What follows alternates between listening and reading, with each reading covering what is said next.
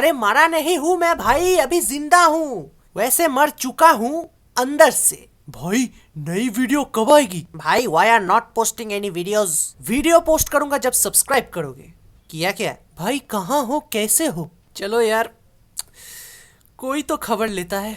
तो जैसा कि आप सबको पता है, मैंने लास्ट वीडियो 6 महीने पहले डाली थी। Wow, time really flies you know. उस वीडियो को अपलोड करने के टाइम मैं 2 वीडियोस पे काम कर रहा था। एक ये वाली, दूसरी एक हल्क 2003 गेम वीडियो। तो 2003 वाली हल्क वीडियो फिनिश हो ही गई थी, मगर तब मुझे पता चला कि मेरा हार्ड डिस्क अपनी आखिरी सांसें ले रहा है। तो मैंने नया हार्ड डिस्क लिया और ओएस को फिर से इंस्टॉल किया, मगर इट वॉज टू लेट। मेरे उस हल्क वीडियो और इस शी हल्क वाली वीडियो की फाइल्स हो गए थे corrupted. So I salvage what I could and started all over again. और इसी के साथ मैंने पॉडकास्ट का एपिसोड नंबर 2 भी शूट कर लिया था, मगर उन सब को एडिट करते करते आ गया मेरा टेस्ट एग्जाम। तो अनफॉर्चुनेटली उन सब वीडियोस को करना पड़ा मुझे पोस्टपोन। और अब तो जो पॉडकास्ट वीडियो शूट हुआ था उसको मैं अपलोड भी नहीं कर सकता because it is outdated. Talk about bad luck. So anyway, this is probably my last video until मेरे बोर्ड्स के एग्जाम खत्म नहीं हो जाते, जो कि है मार्च को। So wish me luck. But after March regular uploads होने वाले हैं and that is a promise. तो अब असली टॉपिक पे आते हैं, शी हल्क। जैसा कि आप लोग को पता है, हर 6 महीने में एक बार अपलोड करके मैं कोमा में चला जाता हूँ। तो ऐसे ही मैं कोमा में अपने हॉस्पिटल के बेड में पड़ा हुआ था। अचानक से मेरे बगल वाले बेड पे बैठी नर्स अपनी टीवी में चलाती है She Hulk Attorney at law.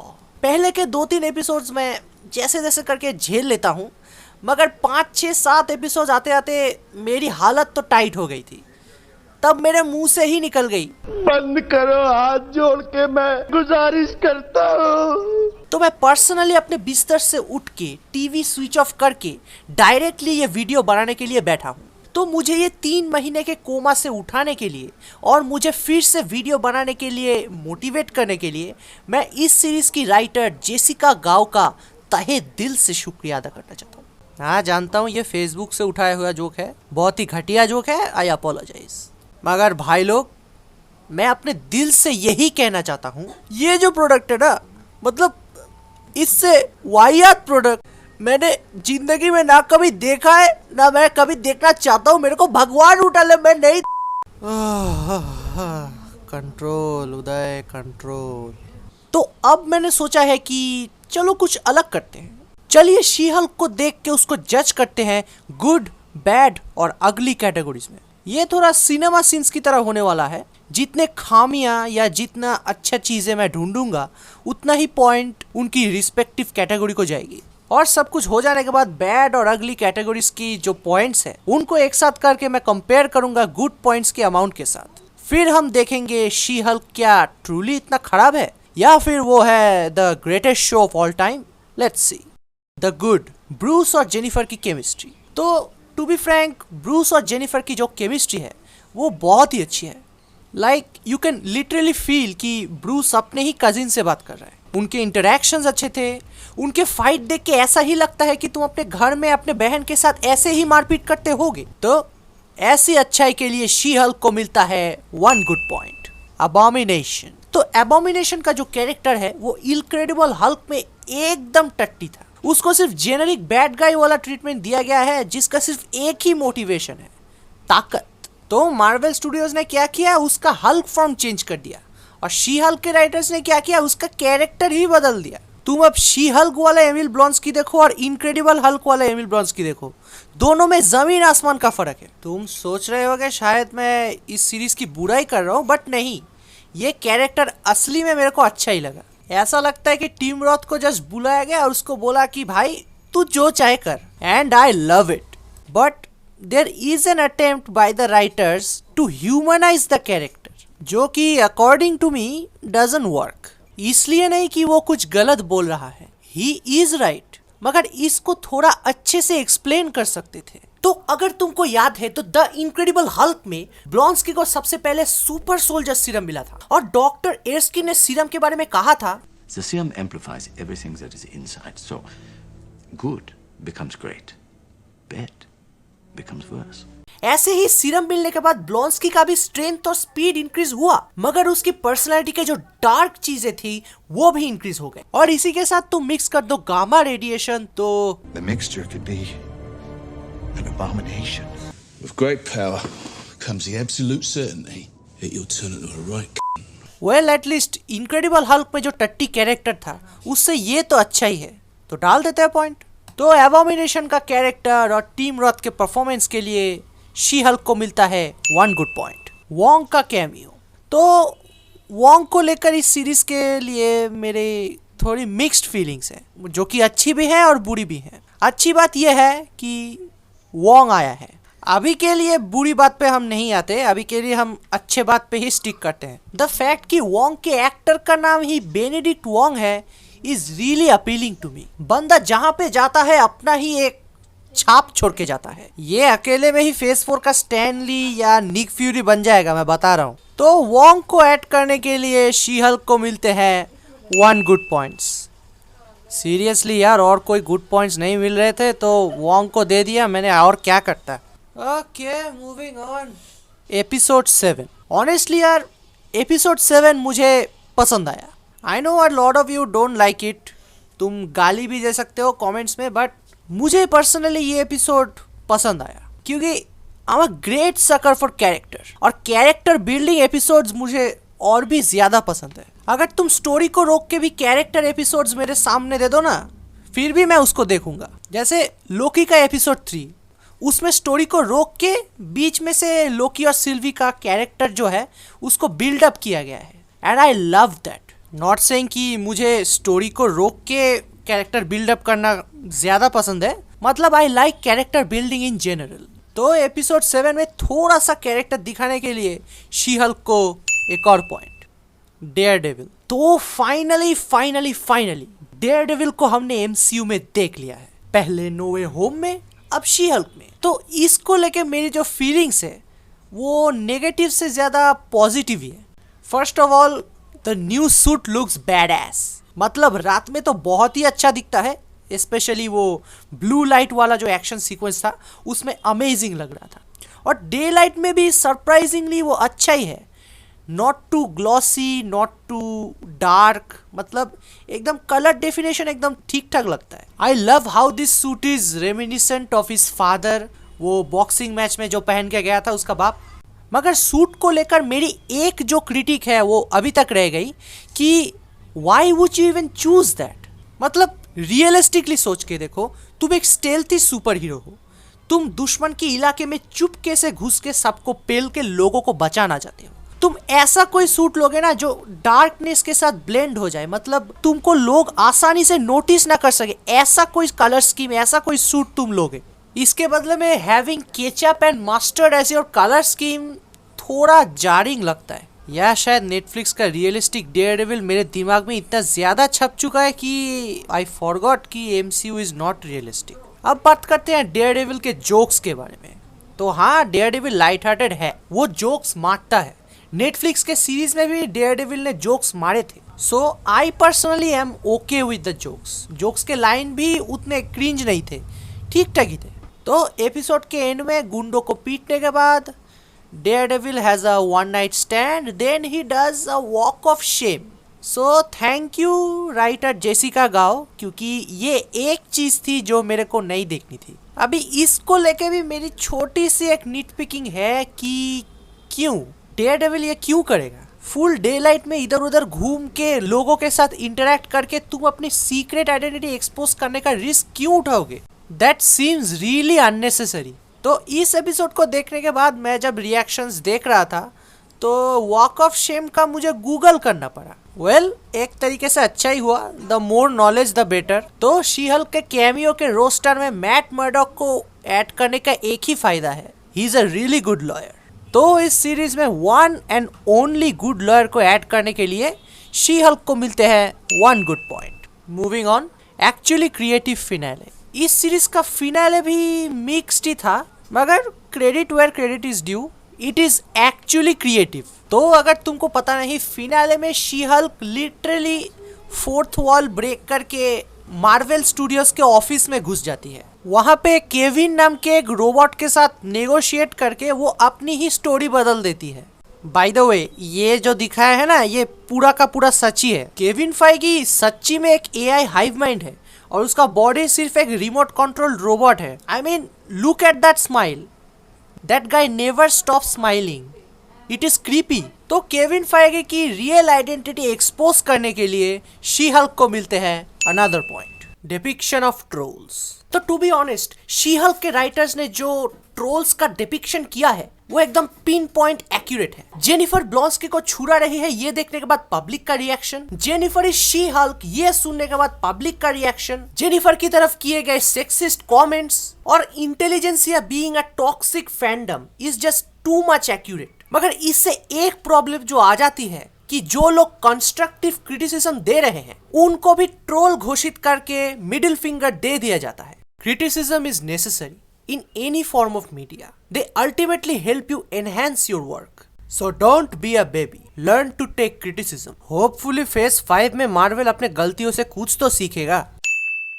तो अब आते हैं बैड पॉइंट्स पे। द बैड, गाड़ी वाला आया घर से कचरा निकाल। एपिसोड 1 के एक पॉइंट पे जेनिफर अपने नॉर्मल स्ट्रेंथ के सहारे अपने नॉर्मल कार का यूज करके एक एबनॉर्मल हल्क को ठोक के बहुत दूर एक पत्थर के ऊपर फेंक देती है।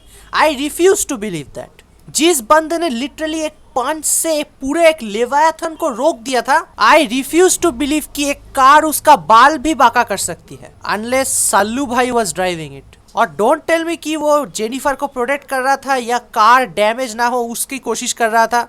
वो कार को अपने ऊपर उठा भी सकता था मगर उसने नहीं किया। I don't know why. Scar का टीजर, मतलब स्कार का जो टीज है वो इतना गंदा टीज है, मेरे मुंह से शब्द नहीं निकल रहे। And I am not talking about VFX, मैं VFX की बात ही नहीं कर रहा। In terms of the writing, मतलब तुम ही देखो, एज ऑफ अल्ट्रॉन में बैनर ने कहा था There's no future with me. I can't ever. I can't have this. Kids, do the math. I physically can't. इस मोमेंट पे नताशा और बैनर अपनी इनसिक्योरिटीज एक दूसरे को बताते हैं और इनके डायलॉग्स के थ्रू हमको इन कैरेक्टर्स की वल्नरेबिलिटी पता चलती है, that they can never have kids. और ये कोई थ्रो अवे लाइन नहीं है। अगर इनकी कैरेक्टर जर्नी तुम देखो, ब्रूस को अपनी हैप्पी एंडिंग मिल जाती है मगर नताशा को नहीं मिलती। तो ब्रूस जब फाइनली पहली बार अपने बेटे से मिलता है, वो मोमेंट हमको दिखाना चाहिए था, इंस्टेड ऑफ बीइंग लाइक कि हेलो, मैं 2 दिन के लिए सकार पे गया था और ये रहा मेरा बेटा। Surprise, डूड, ये एक इमोशनल मोमेंट होना चाहिए था। अगर तुम्हें ऐसे ही एक मोमेंट का एग्जाम्पल चाहिए तो तुम Assassin's Creed 4 ब्लैक फ्लैग देख लो। जिन लोगों ने ये गेम खेला है उनको पता है कि मैं किस मोमेंट की बात कर रहा हूँ, मगर अगर तुमको नहीं पता तो मैं बता देता हूँ। इस गेम का जो प्रोटैगनिस्ट है एडवर्ड केनवे, वो हमेशा पैसों के पीछे भागता है। ऐसे ही भागते भागते एकदम गेम के लास्ट में जाके एक पॉइंट आता है जब वो अपने सारे दोस्त, सारे लव्ड वंस को खो बैठता है। उसकी बीवी एक डिजीज से मर जाती है, वो उसकी देखभाल करने के लिए वहाँ पे था भी नहीं, उसके दोस्त सारे मर जाते हैं या मार दिए जाते हैं। तो एक आखिरी आशा की किरण उसको दिखती है अपनी बेटी में, जो कि उसको पता भी नहीं था कि उसकी एक बेटी है।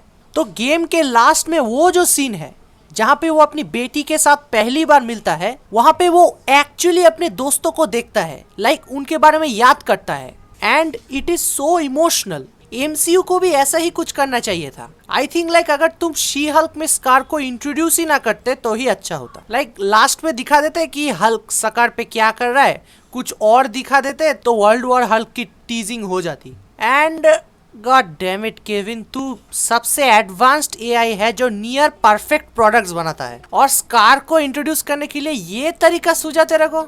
Very bad Kevin. वॉन्ग की बकचोदी।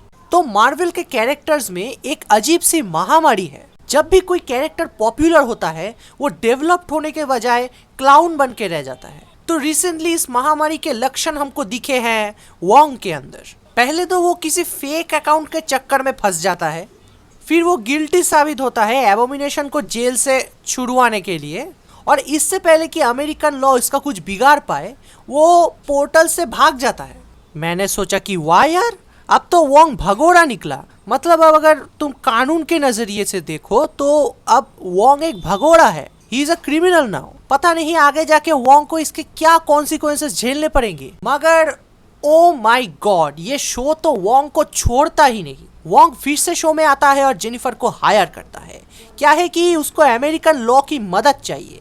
किस लिए तुम पूछ रहे होगे? तो बात ऐसी है कि उसको अपने एक स्टूडेंट के ऊपर केस करना है जिसने उसका मैजिकल इक्विपमेंट चुराया है और वो उसको डेंजरसली यूज कर रहा है in such a way that can destroy the universe. Okay, so many things are wrong here. First of all, Wong case क्यों कर रहा है? लास्ट आई चेक, तुझे तो जेल के अंदर होना चाहिए ना। सेकेंडली, इजी वे यही है ना कि उसको जस्ट मार दो या फिर उसके घर में घुस के उसकी रिंग चोरी कर लो। पुराना वाला वोंग तो यही करता। भाई वोंग, तू मेरे को एक बात बता, बॉर्नवीटा का नशा करता है क्या? स्कारलेट विच में तेरे दिमाग ने मॉर्टिन भर दिया है?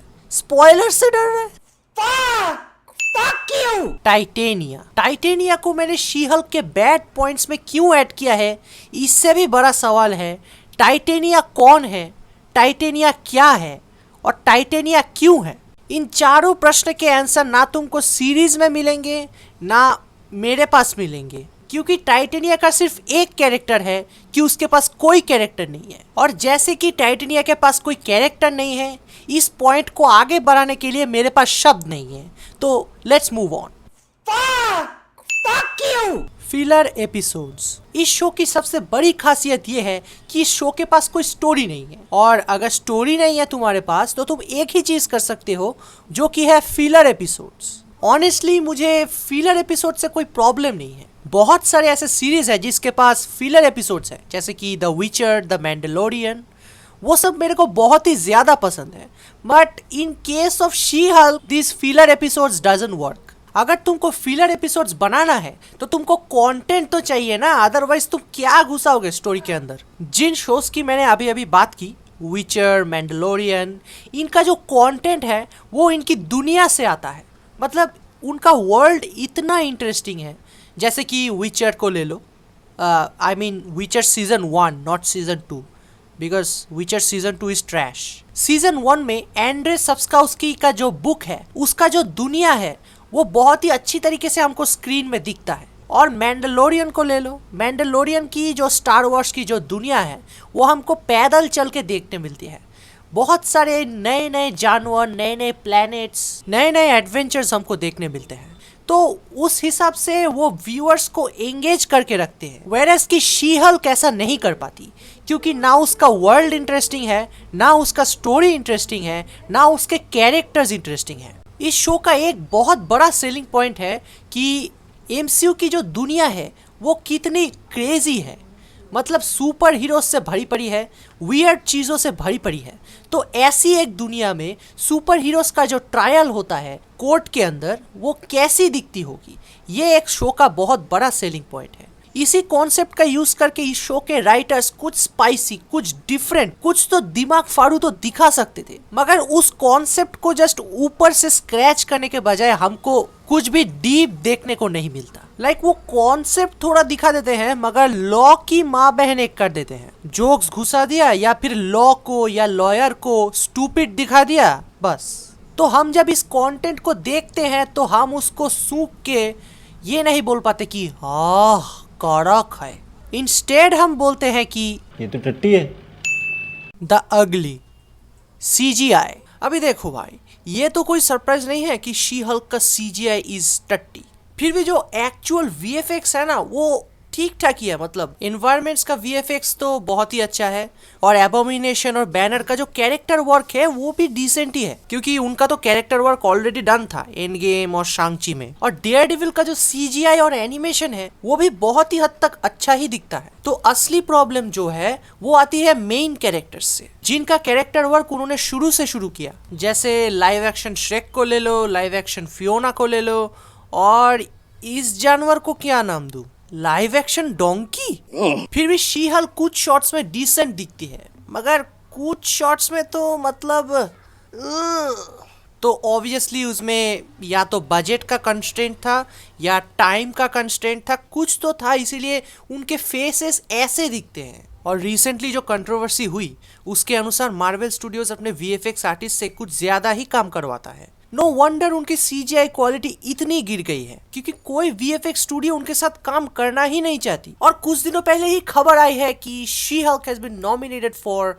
VFX society's outstanding animated character. हाँ भाई, एनिमेशन तो बहुत ही आउटस्टैंडिंग है। इस सीरीज में जिन टीम ने भी काम किया है ना, सैल्यूट है भाई तुमको। इस सीन को बार बार रिपीट में देखने के बाद भी तुमने इसमें सीजीआई ऐड किया है। At least you guys are getting some recognition and I'm happy for you. But VFX Society वालों, क्या फूक के नॉमिनेशन करते हो यार?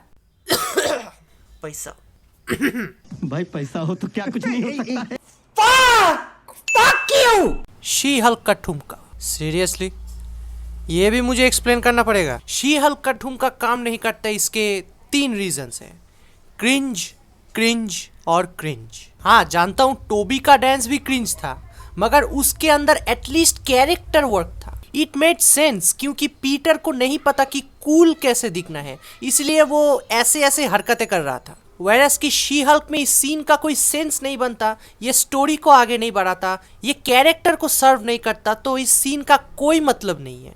अभी चलो लेट्स मूव ऑन। ये सीन मैं आपको लूप में नहीं दिखाना चाहता क्योंकि एक दिन में इतना क्रिंज देखने से आपको डायरिया भी हो सकता है। Fuck you! Men bad, women good. Several times on the show लड़कों का मजाक उड़ाया गया है।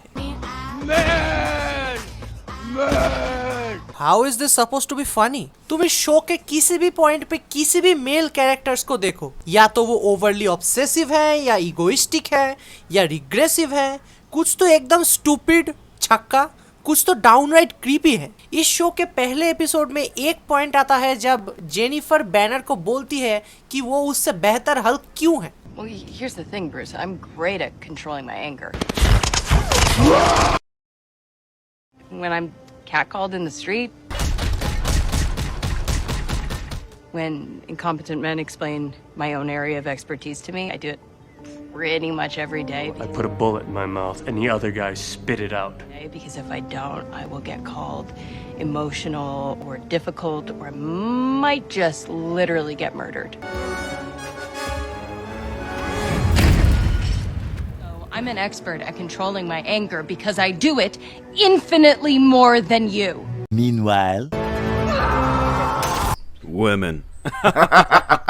तो दीदी बेसिकली ये बोलना चाहती है कि वो अपने गुस्से को काबू करने में ब्रूस से ज्यादा बेहतर है क्योंकि उन्होंने स्ट्रगल किया है। तो दीदी बेसिकली तब अपने गुस्से को रोकती है जब उसको कोई रास्ते में छेड़ता है, तब अपने गुस्से को रोकती है जब लड़के उसकी खुद की एरिया ऑफ एक्सपर्टीज में उसको ज्ञान देते हैं। By the way, side note, अगर कोई लड़का या लड़की तुमको अपने एरिया ऑफ एक्सपर्टीज में ज्ञान देने की कोशिश कर रहा है, you should probably listen to them before jumping to conclusions. But notice कि इस पूरे डायलॉग में उसने सिर्फ लड़कों के बारे में ही बात की है। उसको रास्ते पे छेड़ते हैं कौन? लड़के।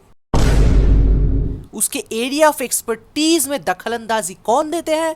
लड़के। उसको मर्डर कौन कर देगा? लड़के। उसकी पूरी जिंदगी में जो रास्ते का कांटा है वो कौन है? लड़के।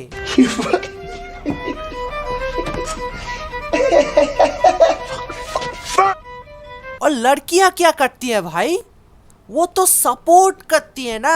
हर एक लड़की तुमको जिंदगी में सिर्फ सपोर्ट ही करेगी। हम लड़के तो जंगली जानवर हैं, नाले के कीड़े हैं, निकम्मे हैं, नालायक हैं, तुमको देखते ही कच्चा खा जाएंगे। तुम इस पूरे शो को देखो और एक लड़की का नाम लो टाइटेनिया के बगैर, जो जेनिफर से थोड़ा सा भी कंपटीशन करती है।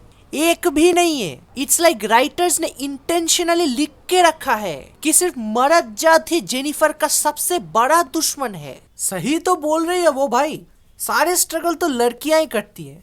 हम लड़कों को उनको छेड़ने, उनके काम में टांग अड़ने और मर्डर करने से फुर्सत ही कहाँ है। फैमिली की रिस्पॉन्सिबिलिटी, फ्यूचर की टेंशन, मनी प्रॉब्लम्स तो सिर्फ उनको ही है, हमें इसकी कोई टेंशन नहीं है। ठीक है, तू लड़की होने के नाते बेहतर हल्क है, ये मैं भी मानता हूँ, मगर बेटी तेरे सामने जो बैठा है ना, तेरा कजिन, वो लड़का होने के बावजूद भी, एक ब्रिलियंट साइंटिस्ट होने के बावजूद भी अपनी ही गवर्नमेंट से जान बचा के भागना, सुइसाइड और डिप्रेशन, एक चुड़ैल के हाथों दिमाग का भरोसा करवाना, एलियन प्लेनेट में 2 साल के लिए फंसे रहना और अल्टीमेटली अपने दोनों प्यार और एक बेस्ट फ्रेंड को खोने के बावजूद भी वो जैसा भी हुआ है तुझसे तो बेहतर ही है। तो ladies and gentleman, boys and girls, this is the perfect example of toxic feminism.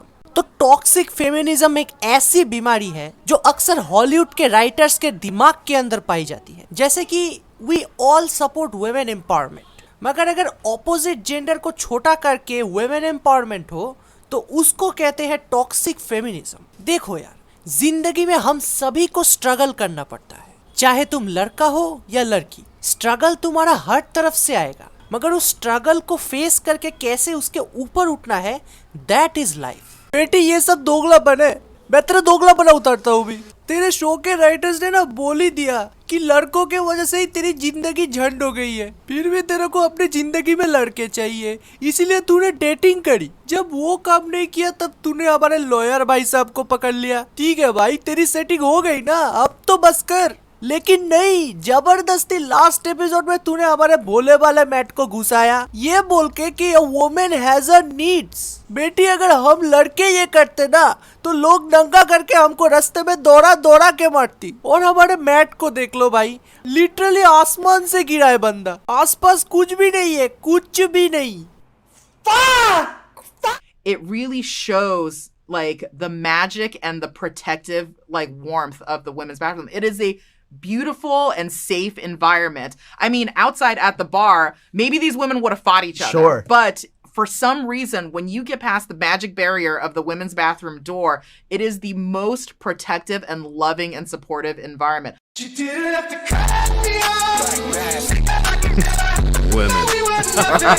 सही है भाई, मूतने के टाइम पे ही तो सारी पॉजिटिविटी आती है। बोल तो ऐसे रहे हैं कि जैसे जॉन विक का कॉन्टिनेंटल होटल है। तो लड़कियों, तुमको पता है क्या करना है।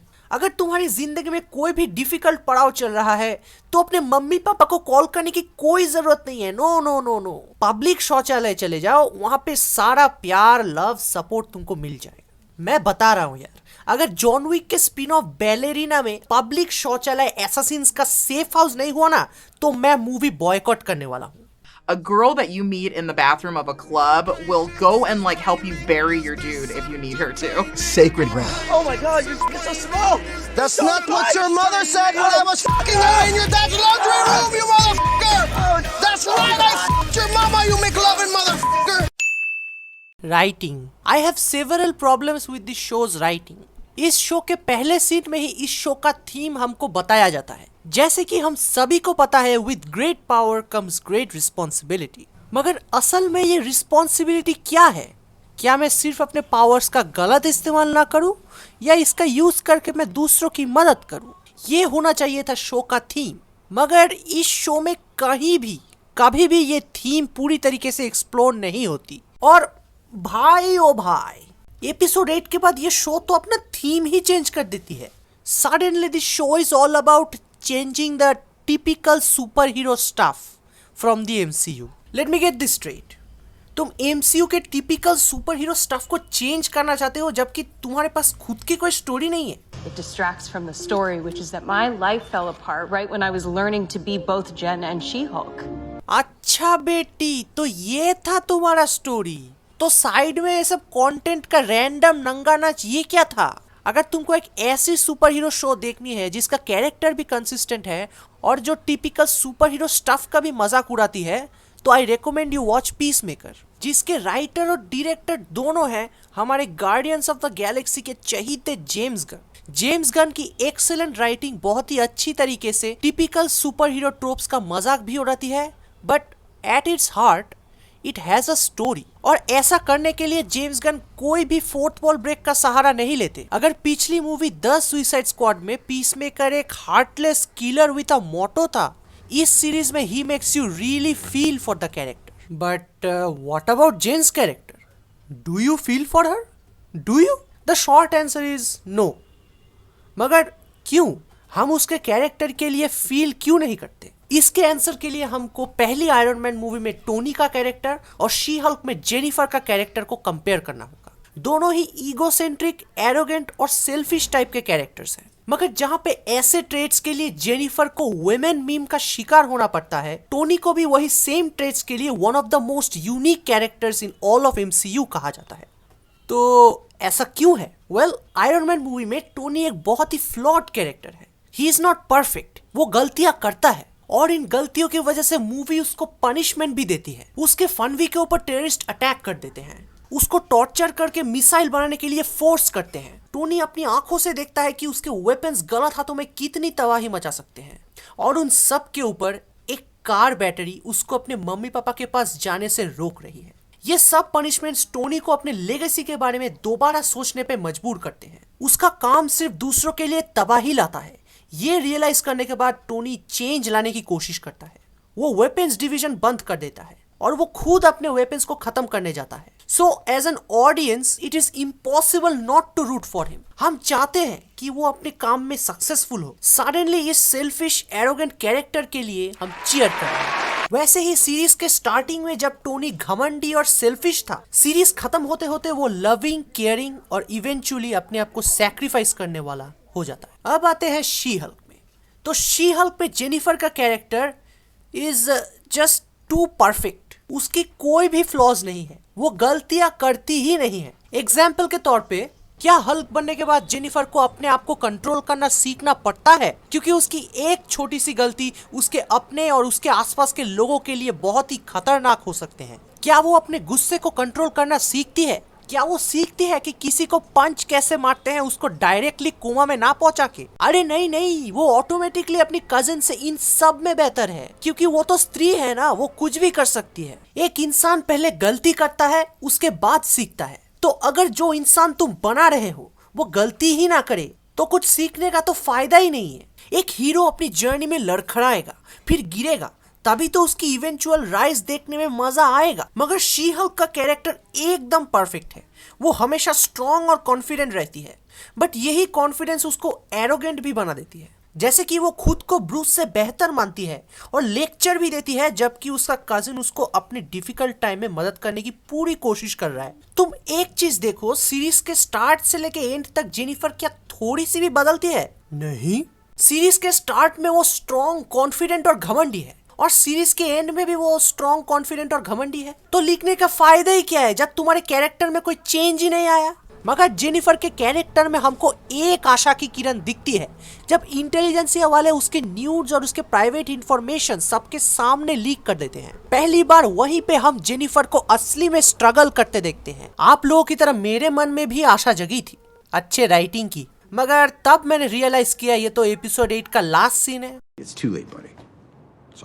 और इस पूरे क्लाइमैक्स का तो जेनिफर के टोटल लाइफ में कुछ फर्क ही नहीं पड़ा। She just goes back into being a lawyer and being she Hulk. Meanwhile जब गवर्नमेंट ने उसको बोला था कि शी हल्क में ट्रांसफॉर्म मत होना, वो शी हल्क से जेन में ट्रांसफॉर्म होकर टॉड को कन्फ्रंट करने जाती है, और ऐसा करते करते उसको रिकॉर्ड भी किया जाता है। बट आई गेस डीओडीसी वाले इसमें अब और इंटरेस्टेड नहीं है। ओके, चलो अब इसको छोड़ के दूसरे पॉइंट्स में जाते हैं, जो कि है waste of time. This whole series just feels like a big waste of time. इस सीरीज का कोई मेन स्टोरी नहीं है, तो राइटर्स ने इसको रैंडम फिलर कंटेंट से भर भर के रखा है। Neither of them are engaging और इवन थॉट प्रोवोकिंग। और स्टोरी लाइन के नाम पे यहाँ पे चूहों की टट्टी छिड़काई गई है। हर एक सिंगल स्टोरी लाइन को मैं एक एक लाइन में डिस्क्राइब कर सकता हूँ। जेन जाती है शादी में, जेन को लग जाती है copyright, Jen is exposed, handsome बंदे ने किया इग्नोर, जेन ने ली संन्यास, जेन को मिला एक नया बंदा। It is shit like this that made people cancel this show. आधे व्यूअर्स ने इसको एपिसोड नंबर 3 के बाद ही देखना बंद कर दिया था, क्योंकि सबका देखने का मकसद एक ही था, कब आएगा डेयरडेविल। और उसी एस्पेक्ट को लेके इतना लंबा खींचा है शो, इतना लंबा खींचा है शो कि मेरा लंच भी अब बुगेट बन चुका है। सच बताओ यार, मैं इस सीरीज को कोई कैमियोस के लिए नहीं देख रहा था।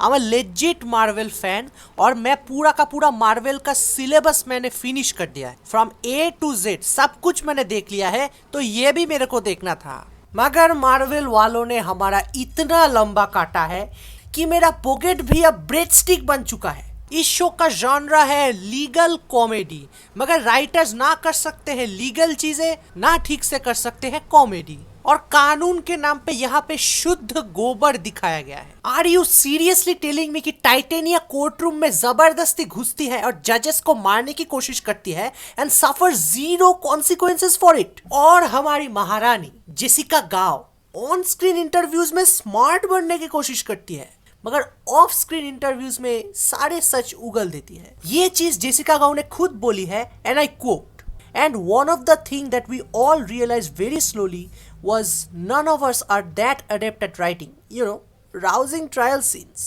अरे तो अच्छे राइटर्स ले लो ना, तुम तो multi-billion dollar कंपनी हो Disney. In the MCU, outside of the characters we see in season 1, who could use Jen Walters' legal assistance the most? Oh boy, I mean, nearly all of them, because they've all done so much property damage Right. that, like, how are none of them in trouble? Meanwhile,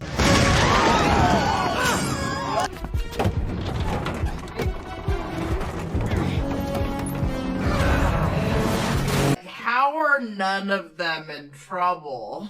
The dating profiles, her with Nikki, those are just so much fun, and the characters are just so well written. अरे बस कर भाई, अरे कितना झूठ बोलेगा। मानता हूँ कि यार पैसा लोगों को कुछ भी करा सकता है, बट ऐसा झूठ बोलोगे तो नरक में भी जगह नहीं मिलेगी। अरे रियल आईडी से सॉल गुडमैन।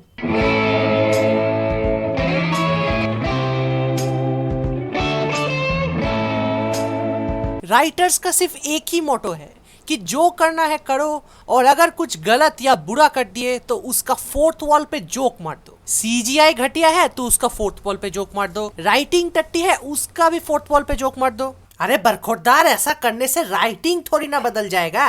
टट्टी पे तुम कितना भी डीओ मारो, खुशबू तो गू की ही निकलेगी।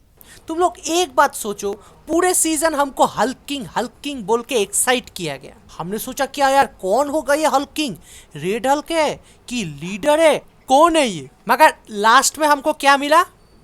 टॉड। और भाई साहब जब टॉड का ट्रांसफॉर्मेशन हुआ, लेजिट इतना क्रिंज था ना भाई, मैंने सोचा कि श्रेक ने डोंकी के साथ ही बच्चे कर दिए। तुम अच्छी तरीके से सोचो, इस सीरीज को देखने के लिए ऑडियंस को क्या क्या करना पड़ता है। पहले तो डिज्नी प्लस का सब्सक्रिप्शन लो, फिर 8 हफ्ते बैठ के इस सीरीज को देखो, फिर उसके बाद ये लोग ऑडियंस को ही ट्रोल करते हैं एक सुपर हीरो स्टोरी एक्सपेक्ट करने के लिए। ठीक है, वो सब भी मान लिया, मगर उसके बदले में तुम जो दिखा रहे हो वो है ये। नोटिस कि इस पूरे सीन में शी हल्क के पिछवाड़े के मसल्स थोड़े स्लो हिलते हैं when compared to a normal human, क्योंकि she is twice the size of a normal human. और हाँ, फॉर क्लैरिफिकेशन, इस सीन को मैंने 0.25x स्पीड पे देखा है। I gotta tell you, it was perfect. Perfect. Everything, down to the last minute details.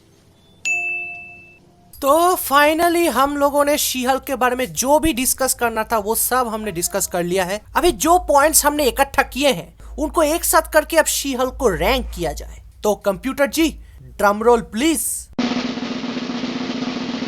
तो पॉजिटिव साइड में शी हल्क को मिलते हैं 7 पॉइंट्स और नेगेटिव साइड में इसको मिलते हैं 10 पॉइंट्स। तो मेरा फाइनल वर्डिक्ट है इस सीरीज के लिए, और वो है टट्टी।